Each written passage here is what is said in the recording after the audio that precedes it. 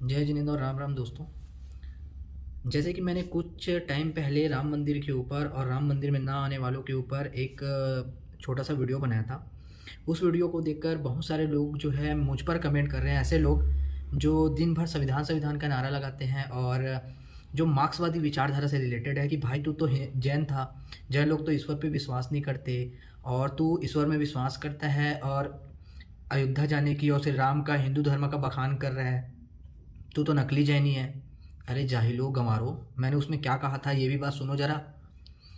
मैंने ये कहा था कि जिस तरीके से अयोध्या जो है हिंदू धर्म के लिए, ये चीज़ मैं फिर से क्लियर कर रहा हूँ, जिस तरीके से अयोध्या हिंदू धर्म के लिए एक पवित्र भूमि है, उसी तरीके से जैन धर्म के लिए भी एक पवित्र भूमि है।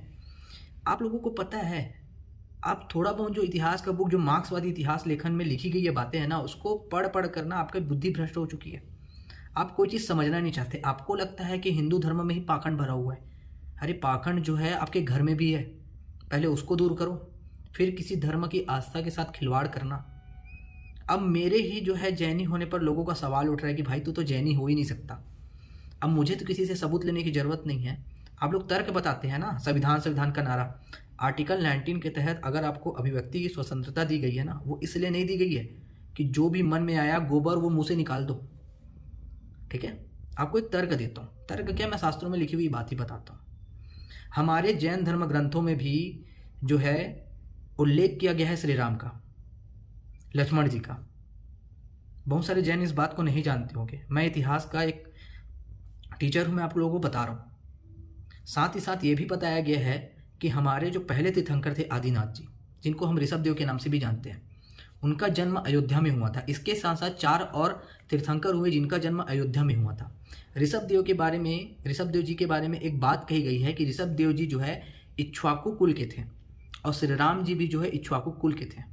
तो कहीं ना कहीं इन दोनों धर्मों का मेल जरूर दिखाई देता है। ऐसा ही नहीं है कि जैन धर्म जो है श्री राम मंदिर के प्रतिष्ठान में जा रहा है, कुछ तो कारण होगा ना। अगर आपको कभी अयोध्या जाना है, ठीक है, तो आप वहाँ पर सिर्फ हिंदू धर्म की मंदिरें नहीं देखेंगे, जैन धर्म की भी मंदिरें हैं, क्योंकि जैन धर्म का लगाव भी अयोध्या से बराबर ही है जितना हिंदू धर्म का है। और मैं क्यों शामिल ना हूँ, जिस तरीके से जो है राम महोत्सव चल रहा है, मैं क्यों शामिल ना हूँ राम महोत्सव में। राम जी के बारे में भी बोला जाता है कि ये इक्ष्वाकु कुल के थे, और हमारे धर्मशास्त्रों में भी लिखा हुआ है कि भगवान ऋषभ देव जी जो इक्ष्वाकु कुल के थे, उनके वंश रहे हैं श्री राम।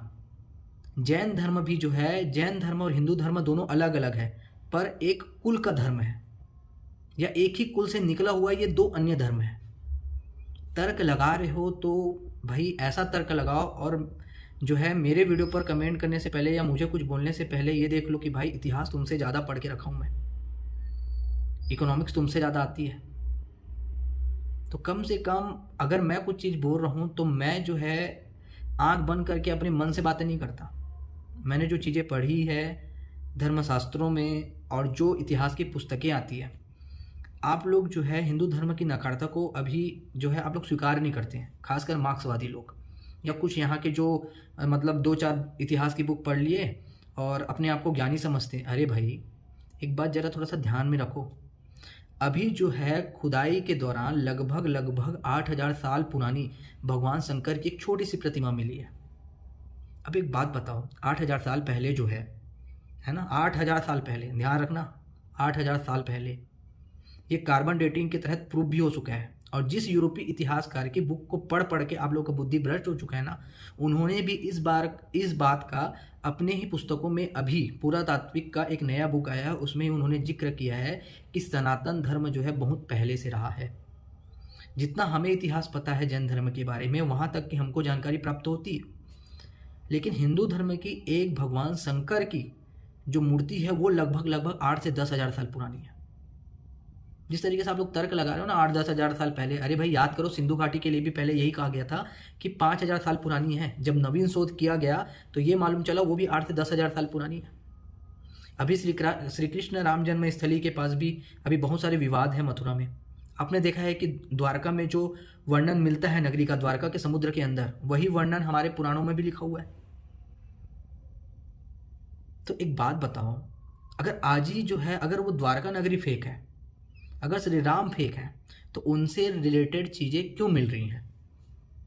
अगर हमारे जैन तीर्थंकरों के बारे में ये कहा जाता है कि उनके जो है अस्तित्व ही नहीं है, जैसे कुछ लोग बोलते हैं कि पहले से 22वें तक का अस्तित्व ही नहीं मिलता, इतिहास की बुक में यही लिखा हुआ है। अरे जब अस्तित्व मिलता ही नहीं है तो 2500 3000 साल पुरानी उनकी मूर्तियाँ कैसे मिलती है? जरा बताइए। आप कभी छत्तीसगढ़ आइए, गुंजी के दमऊ दरहा में, है ना, दमऊ दरहा जिसका है ना, पुराना नाम रहा है गुंजी, वहाँ पर भगवान ऋषभदेव की प्रतिमा प्राप्त हुई है। यहाँ बहुत सारे ऐसे तीर्थंकर हैं जिनकी 2000 2500 3000 साल पुरानी मूर्तियाँ मिली हैं, लेकिन इतिहास की पुस्तकों में ये लिखा हुआ है कि पहले से 22वें तीर्थंकर तक का अस्तित्व ही नहीं दिखाई देता। भाई इतिहास की पुस्तकों को जो अभी यूरोपीय इतिहासकार लिख के गए हैं ना, उनको पढ़ना छोड़ दो, ठीक है। सब अपने धर्म के बारे में बहुत कुछ जानते हैं, तो किसी के जैनी होने का, हिंदू को समर्थन करने का सिर्फ एक लॉजिक नहीं होता कि मैं कन्वर्टेड हो गया हूँ। यहाँ तक कि आरोप लग गए कि मैं जो है जैन धर्म जो इतना अच्छा धर्म है वहाँ से कन्वर्टेड हो गया। अरे जाहिलो, मुझे कन्वर्टेड होने की ज़रूरत ही नहीं है। मेरा धर्म किसी भी धर्म को जो है, किसी भी धर्म की बेइज्जती करना नहीं सिखाता है। सभी धर्मों को नज़रों से देखना सिखाता है, समान नज़रों से।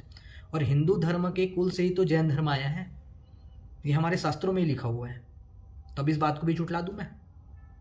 तर्क करना है तो सही तरीके से तर्क किया करो। यूरोपीय इतिहासकारों की 2-4 उल-जुलूल बुक पढ़ने से कुछ नहीं होता। एस्पिरेंट की तैयारी, यूपीएससी की तैयारी करने से कुछ नहीं होता। यूपीएससी कोचिंग में जाने से कुछ नहीं होता। तो थोड़ा सा अपनी मानसिकता सुधारो। जहाँ तक जो फैक्ट है ना, उस फैक्ट पर रहना सीखो। फिर आप लोग जो है मुझ पर उंगली उठाना कि मैं जैनी हूँ या हिंदू। मैं तो ये भी बोलता हूँ कि मेरे घर में मैं 24 तीर्थंकरों की भी पूजा करता हूँ, और वहीं जो है श्री राम की, लक्ष्मी जी की, सरस्वती जी की, गणेश जी की, सबकी पूजा करता हूँ। हर जैनियों के गले में लक्ष्मी जी की फ़ोटो जरूर होती है। तो क्या सारे जैनी भाई जो हैं हमारे कन्वर्टेड है हिंदू में? तो थोड़ा तर्क लगाओ और तर्क से बात किया करो। धन्यवाद।